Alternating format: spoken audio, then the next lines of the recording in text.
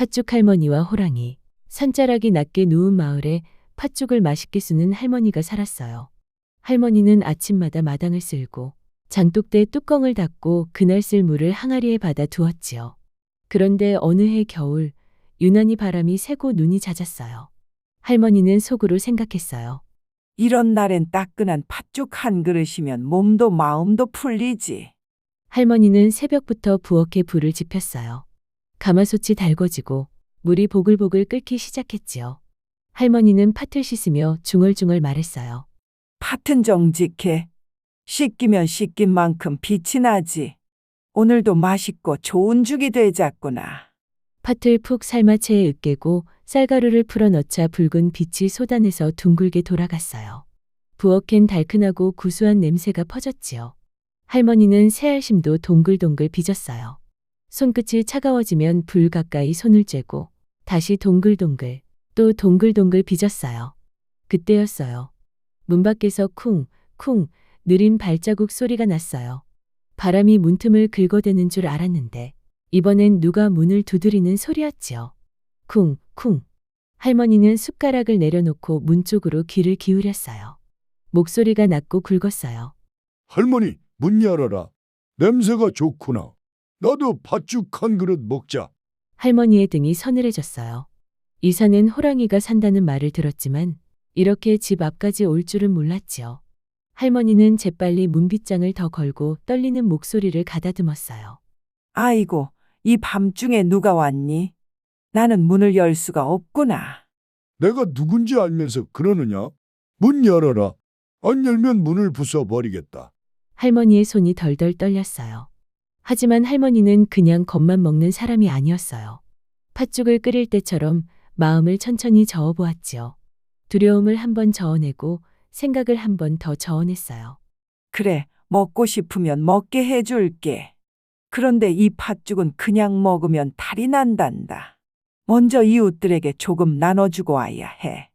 그러면 너도 내 몫을 더 크게 줄게. 호랑이는 잠시 코를 벌름거렸어요. 팥죽 냄새가 너무 달고 따뜻해서 머리가 느슨해졌지요. 빨리 다녀와라. 나는 여기서 기다린다. 할머니는 문을 살짝 열어 눈치를 보았어요.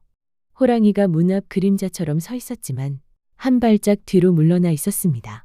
할머니는 얼른 부엌으로 돌아가 큰 바가지에 팥죽을 퍼 담았어요. 그런데 할머니는 이웃에게만 나눠주려던 게 아니었어요. 할머니는 팥죽을 한 바가지 떠서 마당으로 나가 작은 목소리로 불렀어요. 이 집을 지켜줄 친구들아, 내 말 좀 들어보렴. 오늘 밤 큰일이 났다.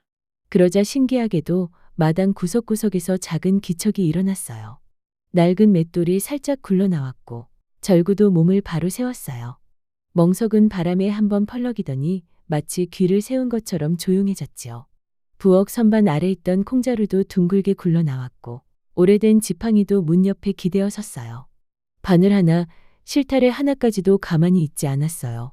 할머니는 놀라면서도 마음 한켠이 든든해졌어요.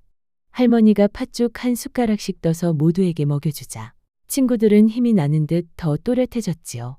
얘들아, 호랑이가 문 밖에 있다.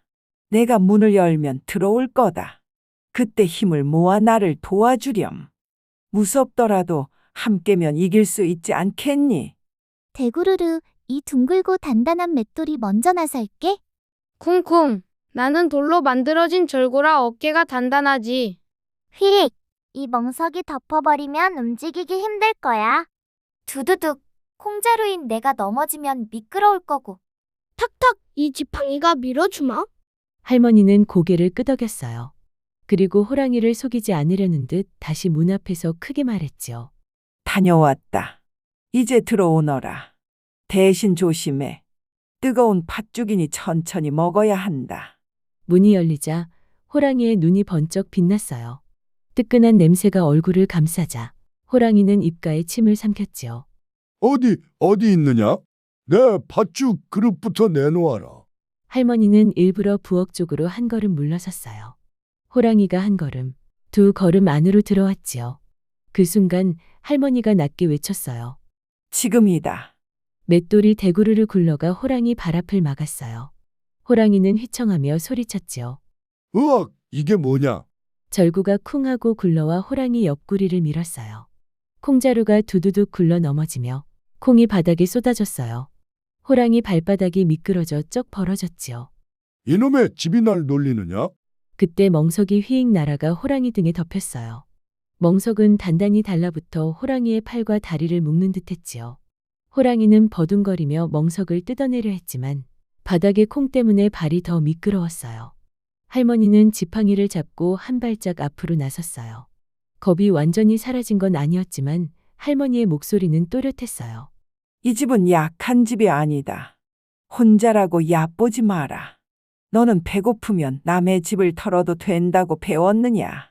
호랑이는 멍석 아래에서 으르렁거렸어요. 그런데 맷돌과 절구가 번갈아 밀어대고 지팡이가 탁탁 바닥을 쳐주니 호랑이는 더 이상 힘을 내기 어려웠지요. 알았다, 알았다. 놓아라. 다시는 안 오겠다.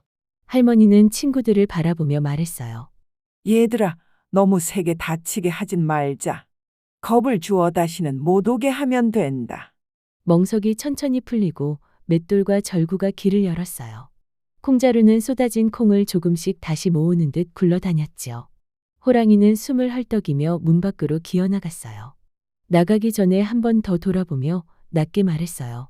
오늘은 내가 졌다. 하지만 다음엔 그 말이 끝나기도 전에 할머니의 친구들이 한꺼번에 더 크게 움직였어요. 맷돌이 대구르르 문턱까지 굴러가고 절구가 쿵 하고 앞을 막았어요. 지팡이가 탁 하고 바닥을 쳤지요. 다음은 없다. 이 마을에서 다시는 그런 마음을 꺼내지 마라.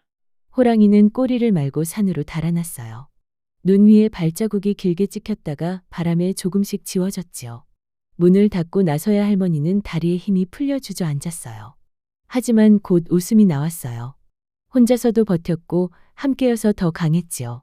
고맙다, 얘들아. 너희가 없었으면 오늘 밤이 얼마나 길었겠니? 대구르르, 우리는 늘 여기 있었지? 쿵쿵. 할머니가 우리를 아끼니 우리도 힘을 냈다. 휘익, 따뜻한 마음은 덮어주고 지켜주는 거야. 두두둑, 작은 것들이 모이면 큰 힘이 되지. 탁탁. 할머니의 걸음이 곧 우리 걸음이다. 할머니는 다시 부엌으로 들어가 팥죽을 한 그릇 떠서 친구들 있는 마당 한가운데에 조용히 내려놓았어요. 그리고 남은 팥죽은 이웃들과 나누었지요. 사람들은 할머니가 무사하다는 소식에 안도의 숨을 쉬었어요. 그날 밤 마을엔 이런 말이 돌았어요. 힘은 크기만으로 생기지 않는다고요. 마음을 차분히 세우고 서로 돕겠다는 약속이 있을 때 약해 보이는 집도 든든한 성이 된다고요. 할머니는 그 후로도 매년 겨울이 오면 팥죽을 끓였어요. 팥죽이 보글보글 끓을 때마다 할머니는 한 번 더 마당을 둘러보며 말했어요. 오늘도 우리 집, 우리 마음을 따뜻하게 지키자꾸나. 그리고 팥죽 할머니 집 부엌의 따뜻한 빛은 눈 내리는 밤에도 오래오래 꺼지지 않았어요. 신사임당. 아주 오래전 강릉의 한 마을에서 한 아이가 태어났습니다. 아이의 이름은 기록으로 남아있지 않습니다. 그 시절에는 여자아이의 이름을 밖으로 드러내지 않는 것이 흔했기 때문이에요. 사람들은 그 아이를 그저 신씨 집안의 딸이라고 불렀습니다.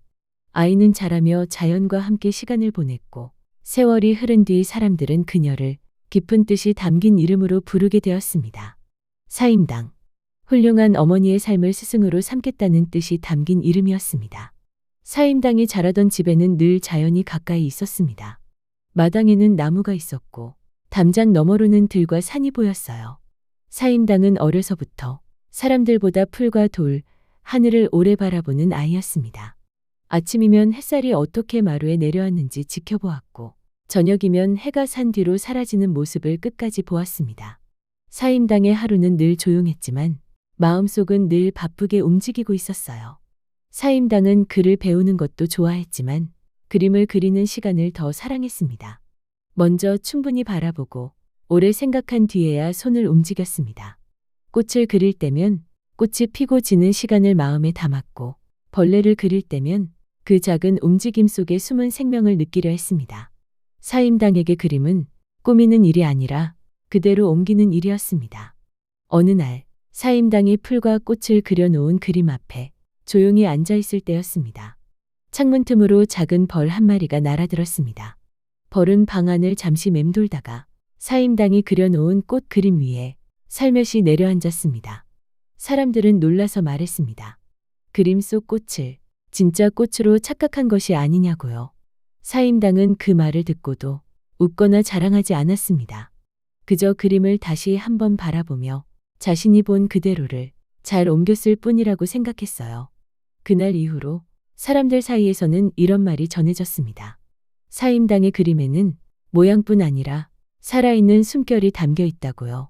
사임당은 자라면서 세상이 생각보다 넓다는 것을 알게 되었습니다. 사람마다 생각이 다르고 삶의 모양도 다르다는 것을 배웠어요. 그녀는 글을 읽으며 세상 이야기를 알았고 그림을 그리며 자신의 마음을 알았습니다. 사임당은 스스로에게 물었습니다. 나는 어떤 사람으로 살아가고 싶은가 하고요. 그 질문은 사임당의 마음속에서 오래 머물렀습니다. 사임당은 자라 가정을 이루었습니다. 새로운 삶이 시작되었고 그녀의 하루는 이전보다 훨씬 바빠졌습니다. 아이를 낳고 키우는 일은 쉽지 않았습니다. 집안일도 끝이 없었고 쉬는 시간은 거의 없었어요. 하지만 사임당은 자신이 누구인지 잊지 않으려 했습니다. 아무리 바쁜 날에도 잠깐이라도 붓을 들 수 있는 시간을 만들었습니다. 사임당에게는 하루 중 가장 고요한 순간이었습니다. 삶이 늘 평온하지만은 않았습니다. 사임당도 마음이 흔들리는 날이 있었습니다. 해야 할 일이 너무 많아 붓을 내려놓고 싶을 때도 있었고 자신의 길이 맞는지 고민하는 날도 있었어요. 하지만 그럴 때마다 사임당은 처음 그림을 좋아하던 어린 시절을 떠올렸습니다. 그림을 그리던 이유는 칭찬을 받기 위해서가 아니라 마음이 편안해졌기 때문이라는 것을 기억했습니다. 사임당의 그림에는 큰 사건이 등장하지 않았습니다. 전쟁도 영웅도 없었어요. 대신 풀 한 포기, 곤충 한 마리, 조용히 앉아있는 새가 있었습니다.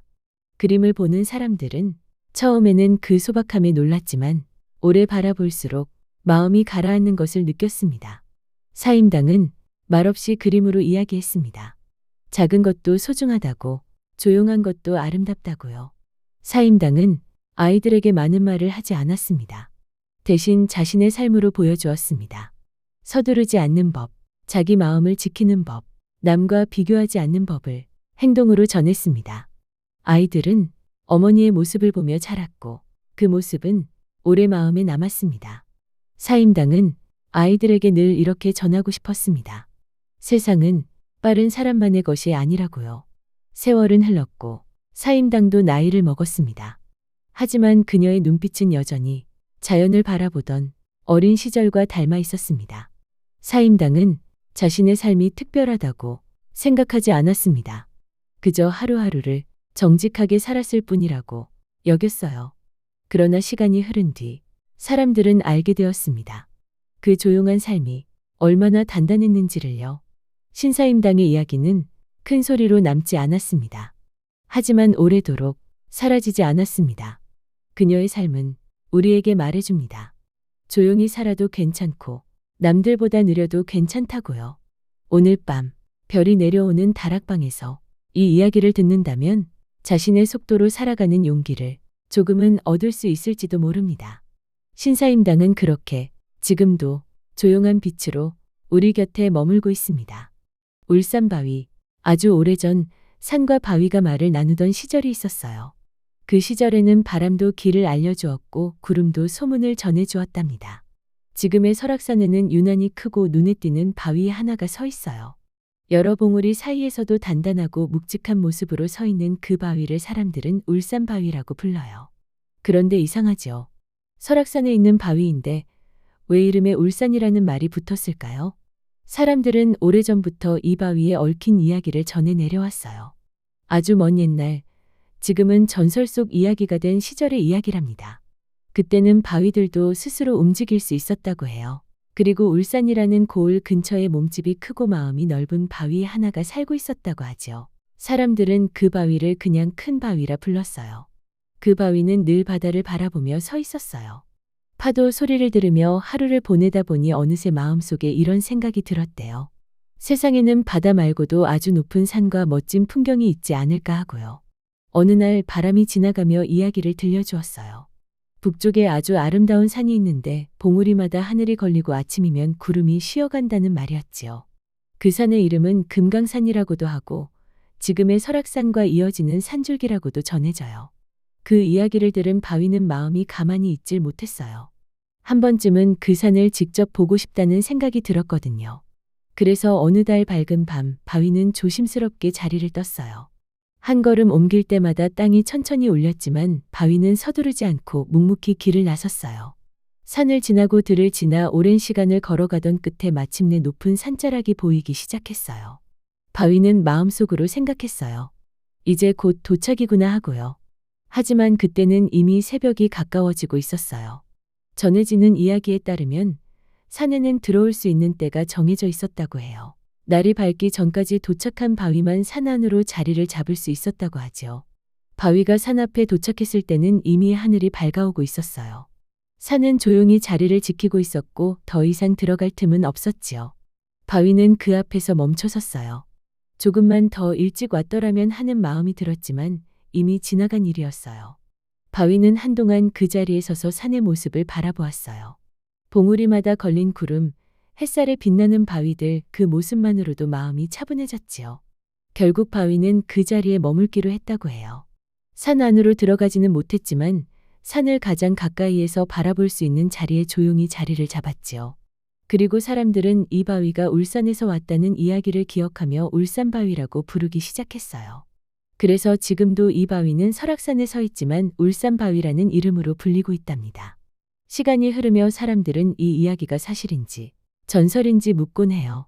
하지만 중요한 것은 이 바위가 지금도 설악산에 서 있으며 오랜 이야기 하나를 품고 있다는 사실이지요. 울산바위는 오늘도 말없이 산을 지키고 있어요. 바람이 불면 바람을 맞고 눈이 오면 눈을 이고 묵묵히 자리를 지키지요. 그리고 이렇게 말하는 것만 같아요. 어디서 왔느냐보다 어디에 서 있느냐가 더 중요할 때도 있다고요. 그리고 조금 늦었다고 해서 그 자리에 머무는 의미가 사라지는 건 아니라고요. 그래서 울산바위의 이야기는 지금도 조용히 사람들의 마음속으로 흘러가고 있답니다.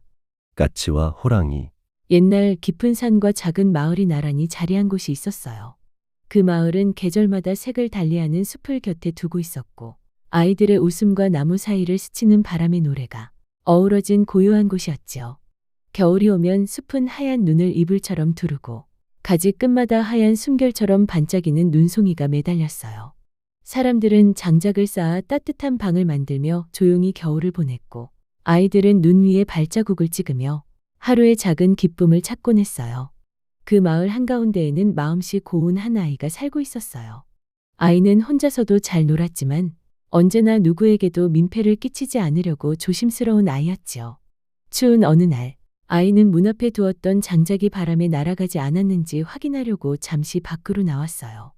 하지만 집 앞 골목은 어느새 눈으로 덮여 길이 헷갈릴 만큼 하얗게 변해 있었어요.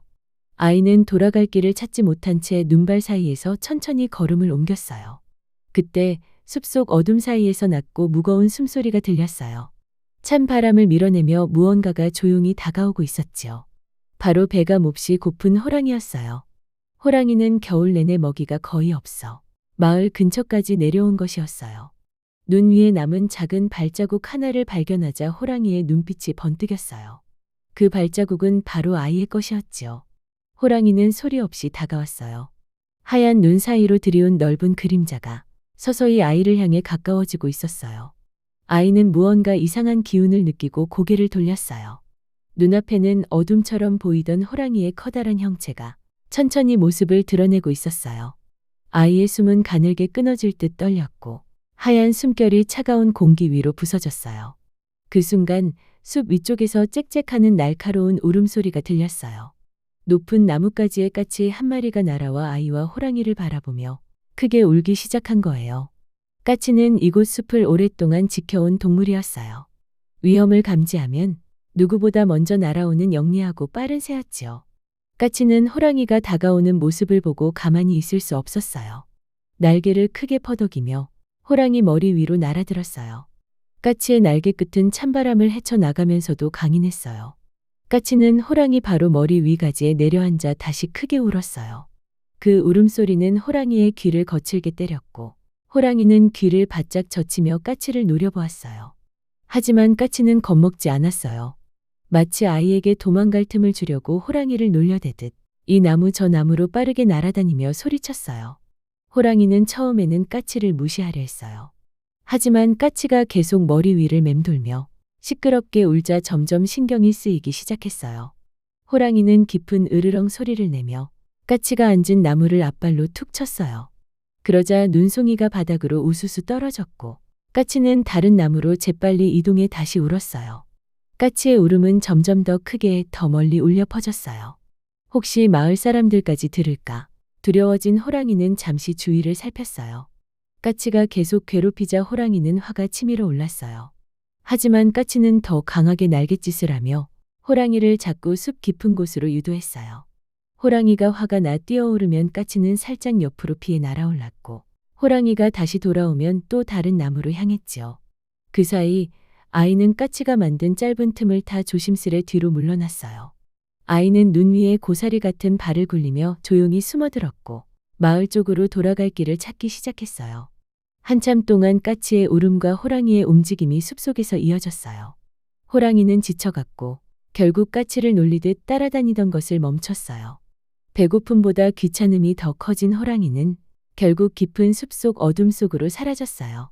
까치는 호랑이가 멀어지는 방향을 한참 바라보다 조용히 날개를 접었어요. 그제야 까치는 아이가 어디 있는지 찾기 시작했어요. 까치는 높이 날아올라 마을까지 이어지는 길 위에 앉았어요. 까치는 아이가 있는 쪽을 향해 작은 울음소리를 냈어요. 그 울음은 위험을 알리는 소리가 아니라 여기로 와요 하고 부르는 듯한 다정한 소리였어요. 아이는 까치의 울음을 듣고 눈을 깜빡이며 고개를 들었어요. 흰 눈 속에서 까치의 작은 모습이 따뜻한 불빛처럼 보였어요. 아이는 까치를 따라 조심스럽게 걸었어요. 춥고 두려웠지만 까치의 작은 날개짓이 등불처럼 느껴졌어요. 겨울밤의 공기는 차갑고 바람은 매서웠지만 까치는 끝까지 아이 곁을 떠나지 않았어요. 마을 입구 높은 소나무 위에 다다랐을 때 까치는 마지막으로 크게 울었어요. 그러자 마을 어른들이 불빛을 들고 달려나왔어요. 그들은 아이의 이름을 불렀고 아이는 그 목소리를 듣자마자 눈물이 핑 돌았어요. 아이가 무사히 돌아왔다는 것을 확인한 까치는 하늘을 한 바퀴 맴돌고 숲 너머로 날아갔어요. 마치 이제 괜찮아요 하고 말하는 듯했어요. 그날 이후 마을에서는 이런 이야기가 퍼져나갔어요. 까치는 사람을 도와주는 고마운 새예요. 특히 위험한 순간에 나타나 바른 길로 이끌어주죠. 그래서 사람들은 까치 울음이 들리면 좋은 일이 온다고 믿게 되었지요. 겨울이 지나고 봄이 다시 찾아왔을 때 아이와 마을 사람들은 까치집이 있는 나무 아래에서 작은 떡을 두고 감사의 마음을 전했어요. 까치는 높은 나뭇가지에서 조용히 고개를 갸웃하며 사람들을 내려다보았어요. 햇빛은 따뜻했고 아이의 얼굴에는 밝은 미소가 피어 있었어요. 그리고 사람들은 오래도록 기억했어요. 눈 덮인 겨울밤 아이를 지켜준 까치의 날갯짓을요. 세상에서 가장 작은 날개가 때로는 가장 큰 용기를 만든다는 사실을요. 요술거울. 옛날 어느 산골 마을에 마음씨 착한 할아버지와 할머니가 살고 있었어요. 두 사람은 늘 서로를 위하며 다정하게 지냈지요. 비록 집은 작고 가진 것은 많지 않았지만 둘이 함께 있으면 언제나 웃음이 끊이지 않았어요. 여보, 오늘은 달이 참 곱네요. 할머니가 마당에 앉아 달을 올려다보며 말했어요. 그러게 말이오. 참 둥글고 고운 달이야. 당신 얼굴도 그 달빛처럼 고와요. 할아버지가 웃자 할머니는 쑥스러운 듯 손사래를 쳤어요. 며칠 뒤 장날이 다가왔어요. 할아버지는 소금을 팔러 장에 나가기로 했지요. 그때 할머니가 조용히 부탁했어요. 여보, 이번 장에 가면 나 좀 머리빗 하나 사다 주세요. 달처럼 반짝이는 빛이요. 나이가 들어도 단정하게 머리 빗고 싶네요. 달처럼 반짝이는 빛이라 알겠소. 꼭 사다 드리지요. 할아버지는 고개를 끄덕이며 지게를 졌어요. 장터는 사람들로 북적였어요. 나무로 깎은 그릇, 천으로 만든 인형, 반짝이는 녹그릇까지 없는 게 없었지요. 하지만 할아버지는 아무리 둘러봐도 달처럼 반짝이는 빛을 찾을 수 없었어요.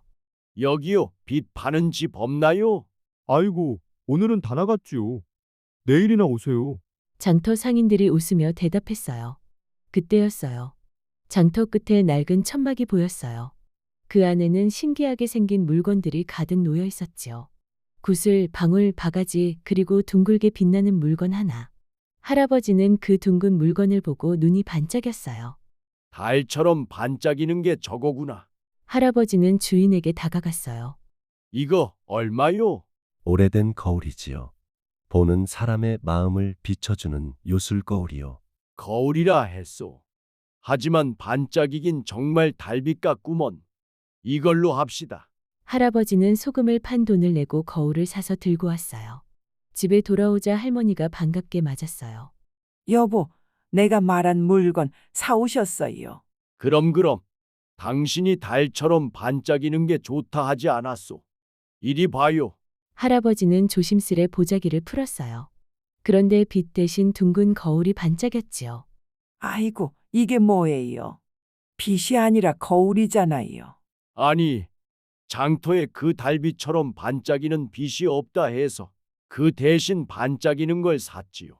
할머니는 처음엔 허탈했지만 거울 속에 비친 자신을 보고는 웃음이 났어요.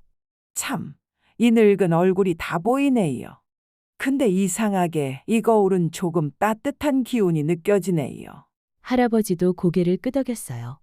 그 주인이 말하길 마음을 비추는 요술 거울이라 하더이다.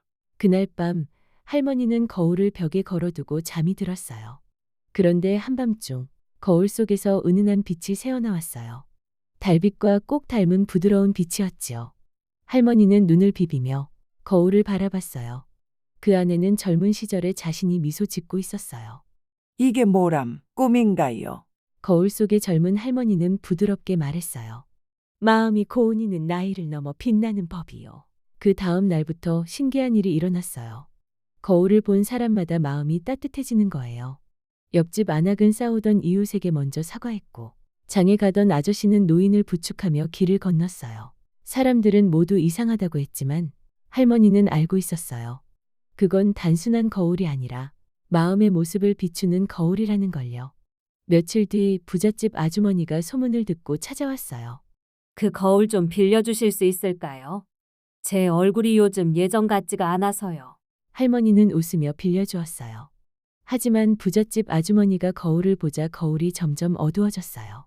거울 속에는 얼굴이 아닌 검은 구름이 비쳤지요. 이게 뭐야? 왜 내 얼굴이 안 보여? 거울은 겉모습이 아니라 마음을 비추나 봅니다.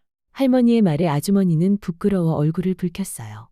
그날 이후 아주머니는 마을 사람들에게 조금 더 따뜻해졌어요. 시간이 흘러 어느 봄날 할아버지는 장터에서 또 이상한 상인을 만났어요. 그 거울은 잘 쓰고 있나요? 예, 덕분에 마을이 한결 평화로워졌지요. 그 거울은 달의 마음을 품은 것이요. 보는 이의 마음이 밝으면 달처럼 빛나고 어두우면 그림자만 비춘다오. 그럼 이건 달의 조각 같은 거군요. 하하, 맞아요. 당신의 착한 마음이 거울을 빛나게 하는 것이지요. 그날 밤 할아버지와 할머니는 마루에 앉아 거울을 바라보았어요. 거울 속에는 두 사람의 얼굴과 그 뒤로 둥근 달이 비쳤지요. 여보, 우리가 이렇게 함께 늙어가도 좋네요. 그래요, 당신 덕분에 내 마음은 언제나 밝아요. 거울 속의 달빛이 점점 퍼지더니 마당 가득 환한 빛으로 번졌어요. 그 빛은 지붕 위로 산 너머로 흘러가 온 마을을 비추었어요. 그날 이후 마을 사람들은 서로의 얼굴을 볼 때마다 마음속 거울을 떠올렸어요. 나는 지금 어떤 마음으로 이 사람을 보고 있나? 그 질문 하나로 다툼도 줄고 웃음이 늘었지요. 세월이 더 흘러 할아버지와 할머니는 천천히 늙어갔어요. 그들의 집에는 여전히 그 거울이 걸려 있었고 거울 속에는 두 사람의 미소와 둥근 달빛이 함께 반짝였답니다. 마을 사람들은 지금도 이렇게 말한답니다. 달빛은 하늘에만 있지 않아요. 마음이 고운 사람의 집에는 언제나 달빛이 머물지요. 임금님 귀는 당나귀 귀. 옛날 어느 산과 들이 고요히 어우러진 나라에 스스로를 누구보다 완벽하다고 믿는 임금님이 살고 있었어요. 임금님은 세상의 모든 것이 자기 뜻대로 움직여야 한다고 생각했고 백성들은 그런 성품을 잘 알고 있어서 늘 몸가짐을 바르게 하며 조심조심 살아갔습니다. 하지만 아무리 감추려 해도 세상에는 숨겨지는 것이 있고 또 숨겨지지 않는 것이 있어요. 임금님에게도 그런 비밀이 하나 있었답니다. 어느 날부터인가 임금님의 귀가 아주 조금씩 길어지기 시작했어요. 처음에는 신하들도 눈치채지 못할 만큼 조그맣게 달라졌지만 시간이 흐를수록 귀는 점점 더 길어지고 결국 당나귀 귀처럼 삐죽하게 솟아오르고 말았지요. 임금님은 너무나 당황했어요. 처음엔 혹시 하루 지나면 돌아오지 않을까 기대했지만 아무리 잠을 자고 일어나도 귀는 그대로였어요. 임금님은 점점 더 큰 관을 써서 귀를 가렸고 궁 안에서는 아무도 임금님의 관을 만지지 못하게 했지요. 하지만 임금님의 머리를 손질해야 하는 사람은 한 명은 있어야 했어요. 바로 궁궐 이발사였어요. 이발사는 조용하고 성실한 사람이었고 임금님 앞에서는 말수가 더 적어졌어요. 어느 날 임금님은 이발사를 불러 조용히 말했어요. 나의 머리를 손질하되 오늘 본 것을 입 밖으로 내면 곤란하네. 이발사는 무섭기도 했지만 무엇보다도 임금님을 부끄럽게 하고 싶지 않았어요. 그래서 고개를 깊이 숙이며 대답했어요. 입을 굳게 다물겠다고 약속드려요. 그날 머리를 다듬으면서 이발사는 임금님의 귀를 보고 깜짝 놀랐어요. 하지만 놀라는 마음을 꼭 참고 조심스럽게 손질을 마쳤지요. 임금님은 아무 말 없이 모자를 바로 쓰고는 돌아갔어요. 하지만 일이 끝나고 집으로 돌아간 이발사는 마음이 편치 않았어요. 아무에게도 말할 수 없는 비밀을 혼자 품고 있으려니 가슴속에 커다란 돌덩이가 들어앉은 것처럼 답답했어요. 밥을 먹어도 맛이 없고 잠을 자도 자는 것 같지 않았어요. 비밀을 지키기로 한 약속은 지켜야 했어요. 그럼에도 불구하고 마음속 깊은 곳에서는 계속해서 속삭임이 올라왔어요. 누군가에게 말하고 싶어, 정말 말하고 싶어. 며칠을 그렇게 괴로워하던 이발사는 어느 새벽 아무도 없는 산길을 따라 천천히 걸어갔어요. 새벽 안개가 자욱하게 깔린 숲속은 조용했고 들리는 것이라고는 바람이 스치는 소리뿐이었어요. 이발사는 아무도 찾지 못할 것 같은 곳을 살펴보았어요. 그리고 작은 삽으로 땅을 살짝 파기 시작했어요. 정말 작고 얕은 구덩이였어요. 그는 귀를 기울여 주위를 살피고 천천히 몸을 낮추어 구덩이 속에 속삭였어요. 임금님 귀는 당나귀 귀, 임금님 귀는 당나귀 귀. 말을 다 하고 난 뒤 이발사는 서둘러 흙을 덮고는 땅을 다독였어요. 그 순간 마음속을 짓누르던 무거운 돌덩이가 스르르 녹아내리는 것처럼 가벼워졌어요. 이발사는 안도의 숨을 쉬며 집으로 돌아갔어요. 며칠 뒤 그 구덩이가 있던 자리에서 작은 싹이 돋아났어요. 작은 싹은 햇빛을 받으며 무럭무럭 자라 갈대가 되었고 그 갈대들은 바람이 불 때마다 서로 가볍게 흔들리며 속삭였어요. 임금님 귀는 당나귀 귀, 임금님 귀는 당나귀 귀. 처음엔 바람이 장난치는 것처럼 들려 아무도 신경 쓰지 않았어요. 하지만 바람이 점점 강해지고 갈대밭이 넓어지자 사람들의 귀에도 그 속삭임이 들어오기 시작했지요. 어느 날 궁궐에까지 그 소문이 흘러들어갔어요. 임금님 귀가 당나귀 귀라는 말이 바람과 함께 퍼져갔지요. 임금님은 처음엔 너무 화가 났어요. 어떻게 이런 일이 있을 수 있는가? 누가 내 비밀을 퍼뜨린 것이냐 하며 크게 노했지요. 하지만 곧 사람들이 조용히 수군대고 신하들조차 모자를 바라보며 걱정스러운 표정을 짓는 것을 보자 마음속에서 이상한 감정이 올라왔어요. 임금님은 깊은 숨을 들이마셨다가 내쉬며 혼잣말했어요. 숨길 것이 그렇게 많았을까? 나는 왜 이렇게 작은 일을 부끄러워했을까? 임금님은 더는 모자를 깊게 눌러 쓰지 않았어요. 그리고 궁궐 사람들에게 말했어요. 내 귀가 어떠하든 내가 임금인 것이 달라지는 것은 아니네. 모두들 나를 두려워하지 않아도 좋네. 그날 이후로 임금님은 조금씩 마음을 열기 시작했어요. 백성들은 임금님이 예전보다 부드러워졌다고 느꼈고 이발사도 두려움 없이 일할 수 있게 되었어요. 그리고 갈대밭은 여전히 바람에 흔들리며 속삭였어요. 하지만 그 속삭임은 이제 누군가를 놀리거나 숨기려는 소리가 아니라 진실은 언젠가 드러나고 사람 마음도 바람처럼 흘러가야 한다는 것을 알려주는 듯했어요. 밤이 깊어질 무렵 갈대들은 부드럽게 흔들리며 이야기했어요. 두려워하지 말아요. 있는 그대로의 당신도 참 아름다워요. 그 소리는 숲을 지나 마을까지, 마을을 지나 궁궐까지 따뜻하게 번져 나갔답니다. 흥보와 놀보. 옛날 옛적 구름이 느리게 흘러가고 산새가 노래하던 고을에 마음씨가 너무나 다르게 생긴 두 형제가 살았어요. 형의 이름은 놀부, 아우의 이름은 흥부였지요. 두 사람은 같은 부모에게서 태어났지만 마음의 빛깔은 너무 달랐어요. 놀부는 돈과 욕심을 좋아하고 늘 자기만 생각했어요. 반면 흥부는 가진 것이 없어도 사람을 향한 미소와 따뜻한 말 한마디로 주변을 행복하게 만들었지요. 부모님이 돌아가신 뒤 놀부는 재산을 모두 차지했어요. 넓은 논밭과 기와집까지 전부 놀부의 것이 되었지요. 흥부는 그저 형이 나눠줄 거라 믿었어요. 형님, 저는 아이가 많고 가진 게 없어요. 저에게도 조금만 나누어 주시면 안 될까요? 응? 세상은 각자 사는 거야. 내가 불쌍한 건 내 잘못이 아니지. 게으르게 살면 굶는 게 당연한 법이야. 놀부의 말은 차갑고 매정했어요. 흥부는 더 말하지 못하고 고개를 숙였지요. 그의 품에는 막내 아이가 잠들어 있었고 등 뒤로는 바람이 스며들어 추운 겨울이 다가오고 있었어요. 흥부의 초가집은 구멍이 숭숭 뚫려 있었어요. 그날 밤 아이들은 낡은 이불 속에서 서로를 꼭 껴안고 잠들었지요.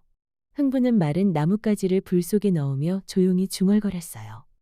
하늘이시여, 아이들 말은 굶기지 않게 해주세요. 이듬해 봄이 찾아왔어요.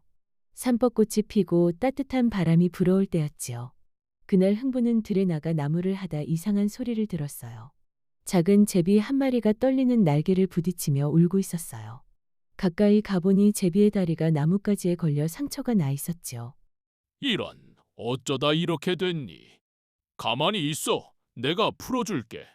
흥부는 부드럽게 제비를 손바닥 위에 올려놓았어요. 작고 따뜻한 몸이 파르르 떨리고 있었지요. 그는 조심스럽게 상처난 다리를 깨끗이 닦고 손수건 조각으로 감싸주었어요. 그날부터 흥부의 집 한켠에는 작은 제비집이 생겼어요. 흥부의 아이들은 쌀알 몇 개를 아껴 제비에게 주었고 밤이면 제비가 지저귀며 잠자리에 들었지요. 며칠이 지나자 제비는 다시 힘을 되찾았어요. 그래, 이제 하늘로 돌아가야지. 몸 조심해서 날아가려. 제비는 흥부의 어깨 위를 한 바퀴 빙 돌더니 햇살이 번지는 하늘로 높이 날아올랐어요. 그때 흥부는 마치 친구를 보내는 것처럼 손을 흔들었답니다. 그리고 계절이 몇 번 바뀐 뒤 가을이 되었어요. 논에는 황금빛 벼이삭이 출렁였고 들길에는 코스모스가 흔들리고 있었지요. 어느 날 아침 흥부의 지붕 위에 날아든 작은 그림자가 있었어요. 바로 그 제비였어요. 아니, 우리 제비가 돌아왔구나. 제비는 부리에 커다란 박씨 하나를 물고 있었어요. 마치 선물처럼 흥부 앞에 툭 내려놓았지요. 고마워라. 이건 내가 준 씨앗이구나. 흥부는 그 박씨를 정성껏 심었어요. 매일 물을 주고 햇살이 너무 강한 날엔 잎을 덮어주었지요. 며칠이 지나자 박넝쿨이 담장을 넘고 지붕까지 올라갔어요. 아이들은 매일 마당에 나와 박이 자라는 걸 구경했지요. 아빠, 오늘은 어제보다 더 커졌어요. 박이 하늘을 닿을 만큼 커질 것 같아요. 그 말대로였어요. 가을이 되자 박은 집만큼 커져서 매달린 줄기가 삐걱거릴 정도였답니다. 흥부는 가족들과 함께 조심조심 박을 잘랐어요. 그런데 박을 가르자마자 환한 빛이 터져나왔어요. 눈부신 금은 보화가 쏟아져 내렸고 그 안에는 쌀자루와 새 그릇, 새 옷이 가득했지요. 여보, 이건 정말 하늘이 주신 선물이에요. 그래요. 제비가 우리에게 복을 가져다 줬어요. 이 복은 욕심내지 않고 모두에게 나눠야 해요. 그날부터 흥부의 집에는 웃음이 가득했어요. 배고픈 이웃에게 쌀을 나눠주고 병든 사람에게 약을 보내주었어요. 흥부의 마음은 부자가 된 후에도 변함없이 따뜻했지요. 한편 그 소식을 들은 놀부는 밤새 잠을 이루지 못했어요. 금은 보화가 눈앞에서 반짝이는 듯 욕심이 솟구쳤지요. 흥, 제비 한 마리로 부자가 됐다니. 나라고 못할 게 있나? 놀부는 다음날 일부러 마당에 풀을 뿌려 제비가 오기를 기다렸어요. 그러다 마침 날아든 제비 한 마리를 잡아 일부러 다리를 부러뜨렸어요. 이렇게 해야 복이 온다더라. 자, 내가 싸매줄 테니 내년엔 꼭 보물 박씨를 물고 와야 한다. 놀부는 제비를 흉내내듯 싸매주었지만 마음에는 욕심뿐이었어요. 시간이 지나 제비가 떠나고 가을이 되자 놀부의 집에도 박씨 하나가 날아들었어요. 놀부는 환하게 웃으며 박씨를 심었지요. 며칠 후 그의 마당에도 커다란 박이 주렁주렁 열렸답니다. 하하, 이번엔 내가 더 큰 부자가 되는 거야. 놀부는 흥분한 얼굴로 도끼를 들었어요. 하지만 박을 쪼개는 순간 눈앞이 깜깜해졌어요. 박 속에서 튀어나온 건 보물이 아니라 도깨비들이었어요. 도깨비들은 삐죽삐죽 웃으며 놀부의 머리에 냄비를 뒤집어 씌우고 장롱을 부수고 부엌을 엉망으로 만들었어요. 으악, 살려줘. 제발 나 좀 놔줘. 놀부는 겁에 질려 밖으로 도망쳤어요. 비틀거리며 산길을 달리던 놀부는 문득 생각했어요. 흥부는 착한 일을 해서 복을 받았는데 나는 욕심을 부려 이런 벌을 받았구나. 놀부는 그 길로 흥부의 집으로 찾아갔어요. 문 앞에서 무릎을 꿇고 말했지요. 흥부야, 내가 잘못했어. 그동안 너에게 너무 심했지. 욕심을 부리다 이런 벌을 받았어. 용서해다오. 형님, 이제야 마음이 열리셨군요. 형님이 돌아오셔서 정말 기뻐요. 우리 다시 함께 도와가며 삽시다. 흥부의 눈빛은 따뜻했고 놀부의 눈에는 눈물이 고였어요. 그날부터 두 형제는 마음을 고쳐먹고 서로를 도우며 살았답니다. 놀부는 흥부에게서 참된 부는 돈이 아니라 마음의 따뜻함이라는 걸 배웠지요. 세월이 흘러도 사람들은 흥부의 집을 지나며 이렇게 말했어요. 그 집에는 착한 마음이 자라난대요. 그리고 봄이면 언제나 마당 한켠에 제비들이 집을 짓고 지저귀며 노래했답니다. 호랑이 형님, 옛날 옛적 안개가 산허리를 감싸던 깊은 산골짜기에 한 어미호랑이와 새끼호랑이가 살았어요. 어미호랑이는 언제나 새끼를 품에 안고 다정히 말하곤 했어요. 우리 아가, 세상에는 사람도 많고 짐승도 많단다. 하지만 욕심이 많으면 무서운 짐승이 되는 법이야. 새끼호랑이는 어미의 말을 들으며 고개를 끄덕였어요. 하지만 어미호랑이는 병이 깊어 어느 겨울 끝자락에 조용히 눈을 감았어요. 남겨진 새끼호랑이는 외로웠지만 산의 새들과 바람과 친구가 되었어요. 그렇게 계절이 여러 번 바뀌고 어느덧 커다란 호랑이가 되었지요. 호랑이는 세상에서 자신이 제일 강한 줄 알았어요. 자신의 발자국 아래 나뭇가지가 부러지고 짐승들이 놀라 달아나는 걸 자랑스럽게 여겼어요. 어느 날 산 아래 마을에서 풍겨오는 고소한 냄새가 코끝을 간지렸어요. 호랑이는 눈을 반짝이며 중얼거렸어요. 이게 무슨 냄새지? 고기 냄새도 아니고 달고 짭짤하고 이상하네. 그 냄새는 바로 된장찌개 냄새였어요. 호랑이는 조심스레 마을로 내려갔어요. 그곳에는 사람들의 웃음소리가 가득했어요. 호랑이는 몰래 담벼락 너머를 보다가 어린 소년이 된장을 휘저으며 노래 부르는 모습을 봤어요. 된장찌개 보글보글 냄새 좋다. 우리 엄마 최고야. 그 노래소리를 듣는 순간 호랑이의 마음속 어딘가가 따뜻해졌어요. 하지만 동시에 배가 고파 꼬르륵 소리가 났지요. 소년이 고개를 돌리며 깜짝 놀랐어요. 어머니, 호랑이에요. 호랑이는 순간 당황해서 뒤로 물러섰어요. 그런데 이상하게도 그 집 앞에는 겁내는 대신 호기심 어린 눈빛으로 호랑이를 바라보는 노부부가 있었어요. 아이고, 저 불쌍한 짐승 봐라. 배가 고픈 게지. 그려 산이 메말라 짐승들도 내려오는구먼. 할머니는 따뜻한 된장국 한 그릇을 내밀었어요. 호랑이는 조심스레 냄새를 맡더니 혀로 살짝 핥았어요. 짭조름한 맛이 혀끝에 퍼지자 눈이 동그래졌어요. 와, 세상에 이런 맛이 다 있구나. 그날 이후로 호랑이는 종종 그 집 근처로 내려왔어요.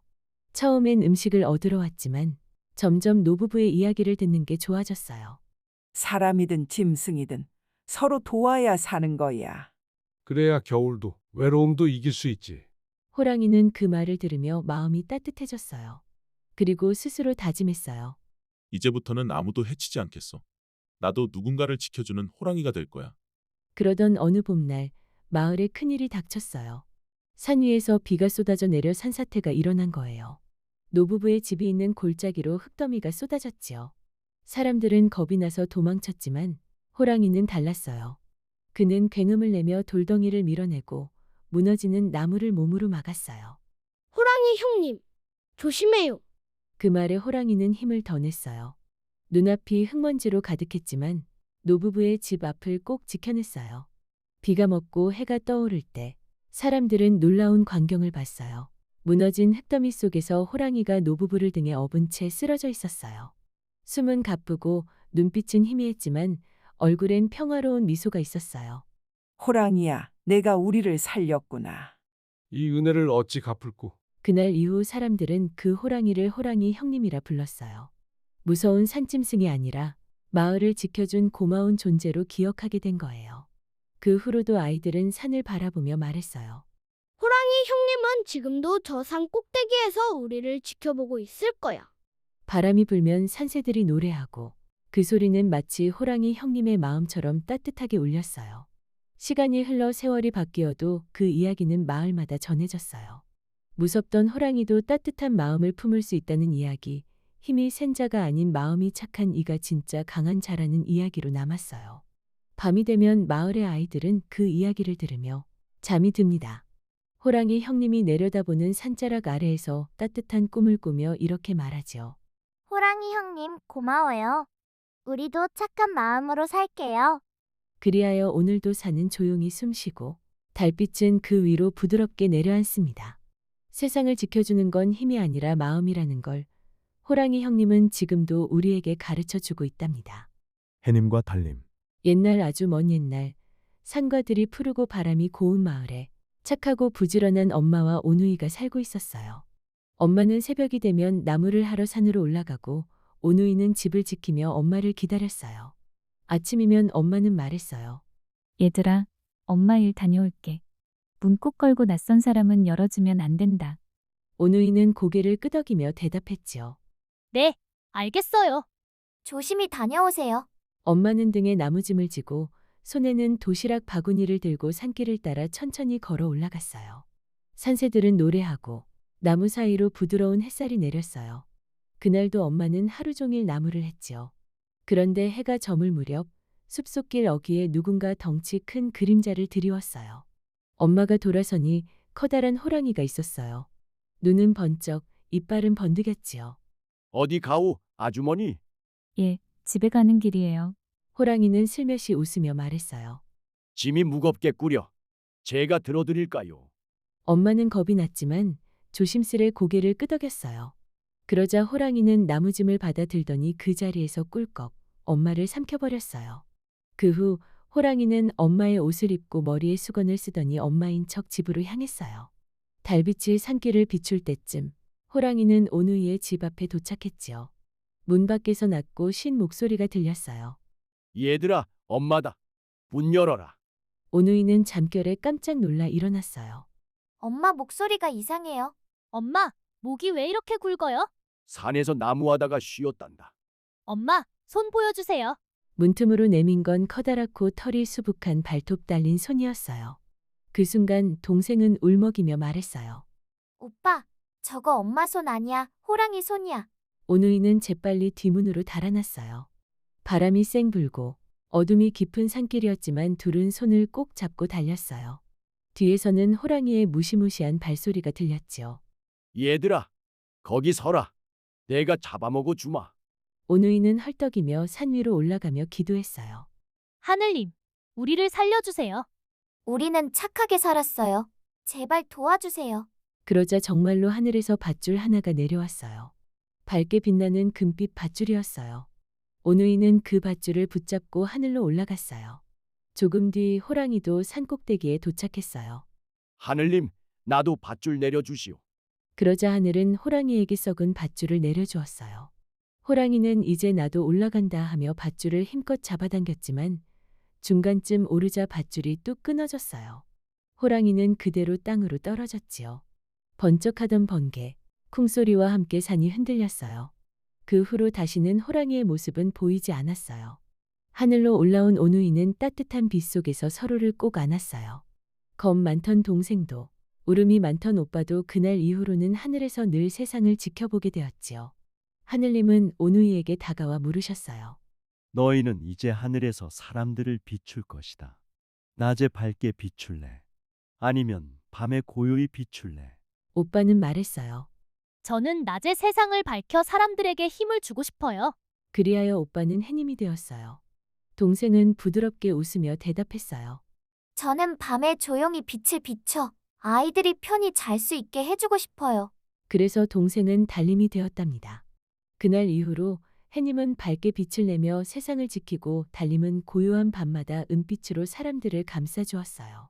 햇빛과 달빛은 서로 닮았지만 늘 번갈아가며 세상의 따뜻함을 전했지요. 오누이는 서로를 지켜주던 마음으로 영원히 하늘에서 반짝이는 빛이 되었답니다. 집신 장수와 남학신 장수. 옛날 푸른 들과 낮은 산이 감싼 조용한 마을에 어머니와 두 아들이 살고 있었습니다. 형은 햇볕에 잘 말린 집신을, 동생은 단단한 나무를 다듬어 만든 남학신을 팔았지요. 아침마다 초가 지붕 위에서 닭이 울면 형제는 장터로 갈채비를 했습니다. 오늘도 서로 도우며 다녀오너라. 사람들의 발을 편안하게 한다는 마음으로. 예, 어머니. 오늘 해가 쨍쨍하니 제 집신 날이겠네요. 맑으면 남학신은 덜 찾을 텐데요. 그래도 힘내보겠습니다. 그날 장터는 햇살이 반짝였고 먼지 냄새가 났습니다. 집신 가게 앞엔 손님이 줄을 섰고 남학신 가게 앞엔 바람만 드나들었지요. 모내기철이라 발이 후끈해요. 가볍고 시원한 집신 한 켤레요. 발볼 넓게 엮은 집신이 여기 있습니다. 집신 심고 가볍게 걸으세요. 형은 환하게 웃었지만 동생은 빈자리를 쓰다듬으며 조용히 땀을 닦았습니다. 맑은 날엔 역시 집신이구나. 내 물건은 언제 빛을 보려나. 해가 기울어 형제는 집으로 돌아왔습니다. 형은 묵직한 돈주머니를 집으로 가져왔고 동생의 주머니는 가벼웠습니다. 수고했다. 오늘은 하늘이 너를 도왔구나, 첫째야. 네, 그런데 동생 장사는 영 아니었어요. 제 마음이 다 무거웠습니다. 괜찮아요. 내일 또 팔면 되지요. 뭐. 그날 밤 창호지에 비친 달빛이 고요했습니다. 그런데 멀리서 천둥이 울리더니 새벽녘부터 비가 굵게 내리기 시작했습니다. 비 오는 날도 누군가에겐 복이지. 마음을 가라앉히고 나가 보자꾸나. 장터에는 빗방울이 쉴 새 없이 떨어졌습니다. 미끄러운 지늘길을 오가던 사람들은 발을 단단히 보호할 신을 찾았지요. 젖어도 끄떡없는 신 없을까요? 비 오면 버선이 다 젖어서요. 여기요. 도톰한 밑창의 남학신입니다. 물에 젖어도 단단하고 발등이 편합니다. 순식간에 동생의 가게가 북적였습니다. 반면 형의 집신은 물을 먹어 축 늘어졌지요. 오늘은 내 집신이 설 자리가 없구나. 해질 무렵 집으로 돌아오니 이번엔 동생의 주머니가 묵직했습니다. 형은 빗물을 털며 슬며시 웃어 보였지요. 비 오는 날은 내가 최고다. 손님들이 발이 살았다고 고마워하더라. 어제 형이 그랬던 것처럼 오늘은 내가 그 말을 들었지. 기분이 참 이상하다. 얘들아, 잘 들어보렴. 하늘은 맑기도 흐리기도 비 오기도 한다. 맑은 날엔 집신이 사람을 돕고 비 오는 날엔 남학신이 사람을 돕는단다. 집신과 남학신 둘 다 소중하다는 의미야. 그렇다면 우리 함께하면 어떨까요? 어떻게요? 장터에 형제네 신발 가게를 차리는 거예요. 간판엔 이렇게 쓰는 거예요. 맑으면 집신, 비 오면 남학신. 형제가 여러분의 발을 지켜드립니다. 날씨를 탓할 게 아니라 날씨에 맞춰 서로를 빛내주는 거죠. 좋다. 또 하나, 손님들이 헷갈리지 않게 비 예보가 있으면 아침부터 남학신을 앞줄에, 날이 맑다 하면 집신을 앞줄에 두거라. 서로의 물건을 대신 권해주는 것도 잊지 말고. 그래요. 맑은 날엔 제가 집신의 장점을 크게 외칠게요. 가볍고 통풍이 잘 돼요. 비 오는 날엔 형이 제 가게에서 말해주세요. 미끄럼 걱정 덜어요. 다음 날 형제는 나무로 작은 진열대를 만들고 황토색 천으로 깔끔하게 덮었습니다. 먹으로 쓴 선명한 간판도 달았습니다. 오, 형제네가 한 식구가 됐구먼. 오늘은 햇살이 좋으니 집신 하나 부탁해요. 비 오면 다시 올게요. 남학신이 필요할 테니. 네, 발 모양에 맞춰 고르세요. 비 오는 날엔 우리 동생 남학신이 든든합니다. 맑은 날엔 형이 집신이 최고예요. 가볍고 시원하죠. 사람들은 형제의 마음 씀씀이에 감동했고 날씨가 어떻든 형제의 가게를 먼저 찾았습니다. 서로의 강점을 칭찬해주는 목소리는 장터를 찾는 사람들의 마음을 더 따뜻하게 만들었지요. 햇살이 반가운 날이면 큰애가 화나고 비가 고마운 날이면 작은애가 화나니 이 어미 마음은 날마다 기쁠 수밖에. 그날 이후 하늘이 맑으면 집신이 바스락 웃었고 하늘이 울면 남학신이 단단히 걸음을 받쳐주었습니다. 형제는 날씨를 걱정하는 대신 서로의 날을 축하했고 장터에는 웃음이 많아졌지요. 아우야, 오늘은 내 날이구나. 많이 팔아. 내일은 형의 날이 올 거야. 내가 크게 외쳐줄게. 사람의 삶도 하늘과 같습니다. 맑은 날과 비 오는 날이 번갈아 오지요. 중요한 건 어느 날이 오든 서로를 북돋아 함께 걷는 마음입니다. 그리고 그 마음으로 만든 신을 신은 사람들의 발걸음은 오늘도 포근하고 단단하답니다. 심청 이야기. 옛날 깊은 산골짜기 작은 마을에 눈이 멀어 앞을 보지 못하는 아버지와 착하고 효심 깊은 딸 심청이가 살고 있었답니다. 아버지는 늘 내가 눈을 뜨면 우리 심청이 시집가는 모습이라도 보고 싶구나 하고 속으로 눈물 짓곤 하셨지요. 에휴, 앞이 보이지 않으니 심청이에게 짐만 되는구나. 아버지, 그런 말씀 마세요. 저는 아버지와 함께 있는 것만으로도 행복해요. 심청이는 언제나 웃으며 아버지를 돌봤지만 속으로는 아버지가 다시 세상을 볼 수 있기를 간절히 바랐습니다. 그러던 어느 날 마을의 스님이 찾아와 말했지요. 부처님께 연꽃 공양을 올리면 눈이 먼 이도 다시 볼 수 있습니다. 하지만 300석의 쌀이 있어야 하오. 300석이라니 우리는 쌀 한 톨도 귀한데 어찌한단 말인가? 그 말을 들은 심청이는 깊은 결심을 했습니다. 바로 인당수의 몸을 바치면 300석의 쌀을 얻을 수 있다는 소문 때문이었지요. 심청은 결국 뱃사람들에게 300석의 쌀과 맞바꾸어 인당수의 몸을 던지기로 합니다. 눈물 속에 떠나보내는 아버지와의 이별은 얼마나 애달팠을까요? 심청아, 가지 마라. 내 눈은 그냥 감은 채 살아도 된다. 너만 곁에 있으면 된다. 아버지, 저 꼭 다시 돌아올게요. 조금만 기다려주세요. 그렇게 심청은 큰 바다로 나아가 인당수의 몸을 던졌습니다. 하지만 그녀의 착한 마음을 하늘이 외면할 수 있었을까요? 용왕님은 심청을 불쌍히 여기고 용궁으로 데려가 고운 옷과 음식을 주며 돌봐주었답니다. 효심 깊은 심청아, 너의 정성이 하늘을 울렸구나. 다시 세상으로 돌아가 부모님을 지키도록 하여라. 제가 정말 다시 돌아갈 수 있나요? 아버지를 다시 볼 수 있나요?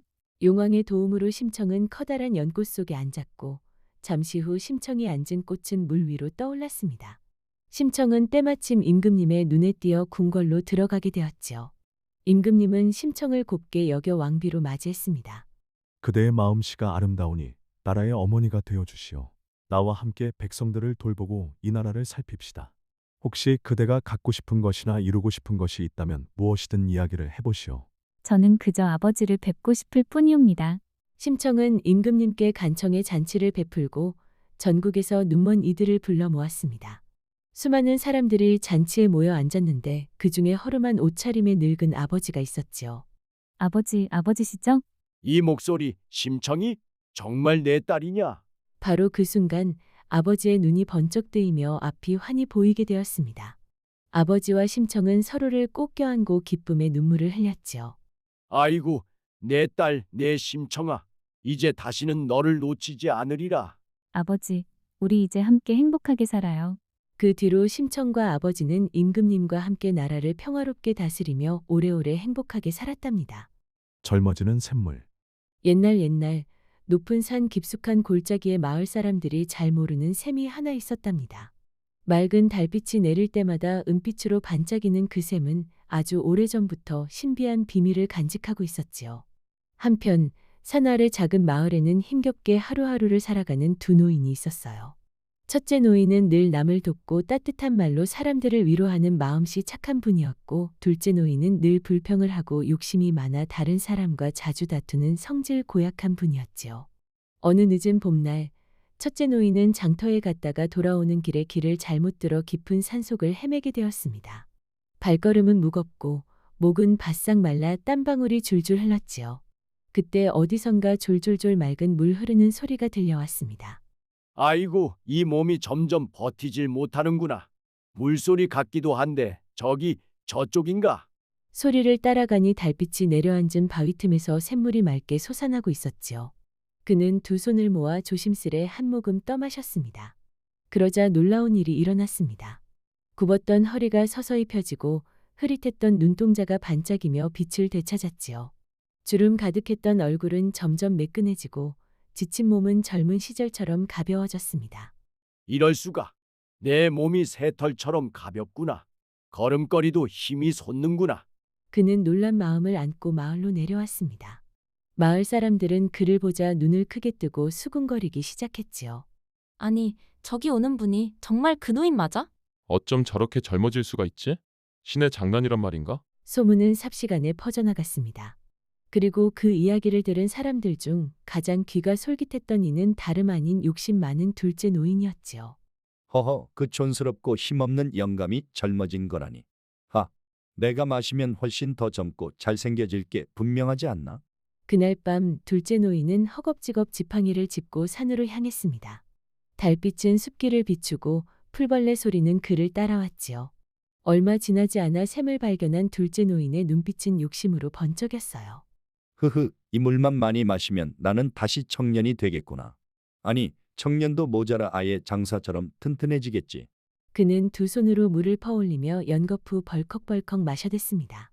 그러자 몸은 점점 작아지고 주름은 사라지더니 아기의 모습으로 변해버렸지요. 처음에는 갓 청년이 된 듯 힘이 솟더니 잠시 후엔 15소년 곧이어 말 배우는 아이. 마침내는 갓난아기처럼 울음을 터뜨리고 말았습니다. 마을 사람들은 깜짝 놀라 욕심 많은 노인이 아기가 된 사실을 알게 되었지요. 결국 그 아기는 다시 사람들의 손에 길러져야만 했습니다. 욕심은 사람을 더욱 작게 만드는 법. 젊음이란 물에서 오는 게 아니라 남을 돕는 마음에서 오는 것이지. 그날 이후 마을 사람들은 서로를 아끼고 도우며 살아야 젊고 건강한 마음을 지닐 수 있다는 것을 마음 깊이 새겼답니다. 그리고 별빛과 달빛이 내린 산속의 샘물은 지금도 어딘가에서 반짝이며 사람들에게 올바른 삶의 길을 속삭여준다고 전해 내려오고 있습니다.